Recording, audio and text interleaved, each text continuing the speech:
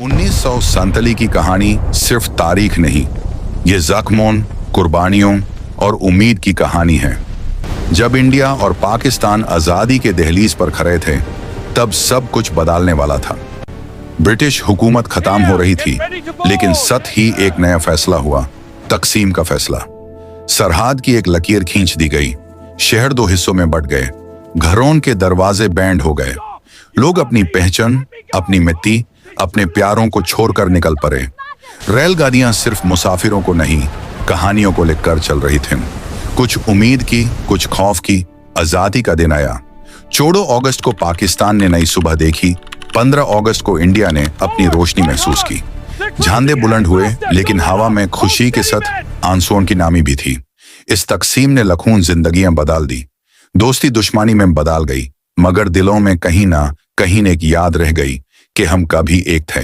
आज भी जब 1947 का जिक्र होता है, सवाल उठता है, क्या सरहद सिर्फ जमीन को बांध सकती है या दिलों को भी? क्योंकि तारीख सिर्फ लकीरों से नहीं, इंसानियत से लिखी जाती है। 1947 एक साल जो सिर्फ तारीख नहीं, एक एहसास है। जब इंडिया और पाकिस्तान आजादी के करीब थे, तब किसी को अंदाजा नहीं था कि एक फैसला लाखों जिंदगियां बदल देगा। ब्रिटिश हुकूमत खत्म हो रही थी, मगर साथ ही एक लकीर खींच दी गई। एक सरहद जो नक्शे पर सिर्फ एक लाइन थी, मगर हकीकत में वो घरों, रिश्तों और ख्वाबों के दरमियान खिंच गई। शहर बट गए, परिवार जुदा हो गए, दोस्त एक दूसरे से दूर हो गए। रेलगाड़ियां चल रही थीं, मगर उनमें सिर्फ मुसाफिर नहीं, कहानियां सफर कर रही थीं। कुछ उम्मीद की, कुछ खौफ की, और कुछ जो कभी लफ्जों में बयान ही नहीं हो सके। 14 अगस्त एक नया परचम बुलंद हुआ।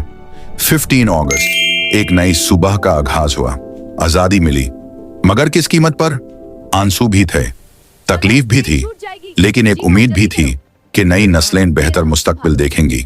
आज 1947 को याद करते हुए हम सोचते हैं, क्या सरहद सिर्फ जमीन को बांध सकती है या वो दिलों में भी लकीर खींच देती है? क्योंकि तारीख लकीरों से नहीं, इंसानियत से लिखी जाती है।